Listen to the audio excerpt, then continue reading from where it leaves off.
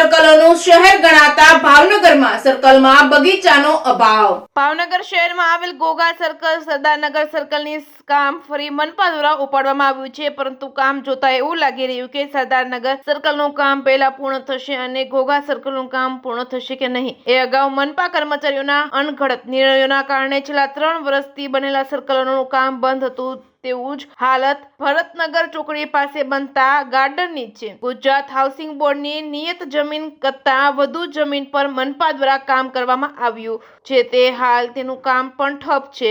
Reporting by Hiren Bhayani, Bhavnagar. Rajubhai, Bharatnagar જે garden corporation કરે છે તેમાં હાઉસિંગ બોર્ડનો અત્યારે વિરોધ છે, તો શું કહેશો? ભરતનગરના ગાર્ડનમાં કોર્પોરેશન દ્વારા ગાર્ડનનું નિર્માણ થઈ રહ્યું છે. એમાં અમુક પાર્ટ છે એ કોર્પોરેશનની જગ્યા છે અને અમુક પાર્ટ છે એ હાઉસિંગ બોર્ડની જગ્યા છે એવું અત્યારે માલુમ પડ્યું છે. તો સરકારશ્રીમાં આ અંગે હાઉસિંગ બોર્ડના ડાયરેક્ટરો અને હાઉસિંગ બોર્ડનું જે ડિપાર્ટમેન્ટ સંભાળી રહ્યા છે એમને પત્ર વ્યવહાર કરી કમિશનરશ્રી આનામાં આ જગ્યા અમને ગાર્ડન માટે ફાળવે એના માટેની કાર્યવાહી શરૂ છે. લગભગ 2 કરોડથી વધારેનું કામ છે. અત્યારે ઘણા સમયથી કામ અટકેલું છે. જે પણ કામ છે એ પાઇપલાઇનમાં છે. આગામી દિવસોમાં કામ ઝડપથી થવાનું છે.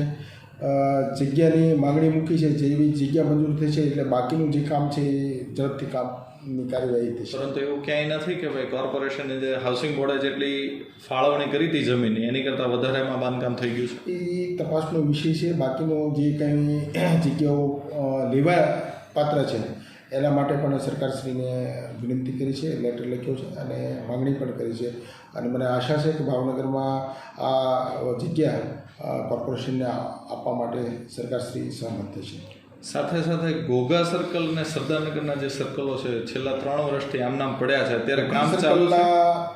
કેસની અંદર જે રીતે રીટેન્ડરિંગ થયું અને અત્યારે જે એજન્સીને કામ કરવા માટે આપ્યું છે એમની ખુદ મેં અને કમિશનરશ્રીએ સ્થળ મુલાકાત કરી છે અને એમને પણ જે કામ નથી કરવું અથવા એને જે પ્રોબ્લેમો છે એના સોલ્યુશન માટે પણ મળ્યા છીએ અને આગામી દિવસોમાં એટલે એમને નોટિસ પણ આપી છે. કામ નહીં કરે તો બ્લેકલિસ્ટ સુધી અમે પહોંચવાના છીએ અને એ પણ કામ ઝડપથી થાય એના માટેની કાર્યવાહી હાથ ધરશું.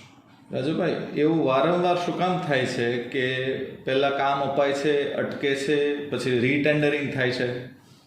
રીટેન્ડરિંગ થવાનું કારણ કે એમાં જે કંઈ પહેલાં અનપ્લાન્ડ સર્કલ બનાવવાની ક્યાંય વાત હતી અને પછી આર્કિટેક્ટ રાખીને આખું સર્કલ બનાવવા માટેનો પ્રયાસ કરવામાં આવ્યો. આધુનિક અને ટેકનોલોજીની સાથે સર્કલ બનાવવાનો પ્રયાસ કોર્પોરેશન કરી રહ્યું છે અને એના કારણે જે નવા એસઆર આવ્યા છે એના કારણે પણ ઘણી વખત જે મુશ્કેલી કોન્ટ્રાક્ટરને પડતી હોય છે અને એના કારણે કામમાં કદાચ વિલંબ થતો હશે, પણ આગામી દિવસોમાં આ કામ ઝડપથી થવાનું છે એની ખાતરી છે. ક્યાંક ને ક્યાંક કોર્પોરેશનના અધિકારીઓની અણાવડત દેખાય આમાં. કોર્પોરેશનની અનાવડત અધિકારી છે તો એની ઉપર પણ એની પગલાં ભરવાના છીએ. એને નોટિસો પણ આપી છે.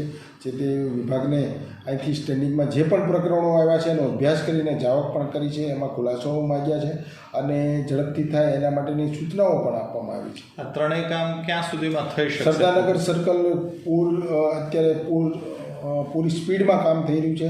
એની ટાઈમ લિમિટ છે ફેબ્રુઆરી સુધીની છે. એ લગભગ જાન્યુઆરીના એન્ડ સુધીમાં કામ પૂર્ણ થશે એવી મને આશા છે. સાહેબ, ભાવનગરમાં ભરતનગરનું ગાર્ડન જે છે, ભરતનગર ચોકડી, ઘોઘા સર્કલ અને સરદારનગર, એ ત્રણેય કામોમાં શું કામ વિલંબ? ભરતનગર ગાર્ડનનું કામ 50% પૂર્ણ થયેલું છે. જે જીએચબીએ એલોટ કરેલી જમીન હતી, પણ બાજુની જમીનની આપણી પાસે ડીપીઆર ઉપલબ્ધ હોય એટલે એને ટેન્ડિંગ કરેલું. બાજુની જમીનની માગણી કરવામાં આવે છે, તેમાં જીએચબી દ્વારા આપણે માગણીપત્ર સરકારશ્રીમાં મોકલ્યો છે એટલે 9000 સ્ક્વેર મીટર આપણને મળશે. ત્યારે એની પછી આગળ છે. અંદરનું જે કામ છે એ તો પ્રગતિમાં છે. અચ્છા, એટલે એ જ્યારે મળશે ત્યારે એમાં આગળ કામ ચાલશે? એમાં એ જીએચબીનો ગાર્ડનનો રિઝર્વ પ્લોટ છે, ખાલી માગણી જ કરવાની છે. ક્યાં સુધીમાં એ થઈ જશે?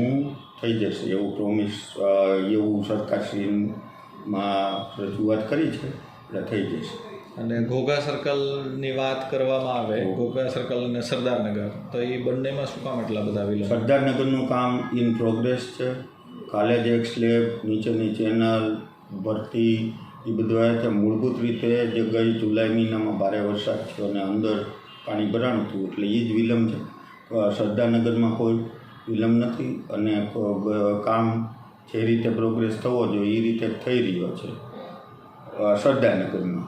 પણ ઘોઘા સર્કલની અંદર એક ડિસાઇડ કરવાનું છે કે ભાઈ કામ દરમિયાન અમુક એવું લાગતા કે ભાઈ આ ક્વોન્ટિટી કરવા જેવી છે અથવા તો વધવા ગાર્ડનને ઊંચો કરવો જોઈએ એવું જરૂર જણાતા સ્થળ સ્થિતિ પ્રમાણે કામ દરમિયાન, એટલે એ ડિસાઇડ કરવા માટે થોડોક કામમાં વિલંબ થયો છે.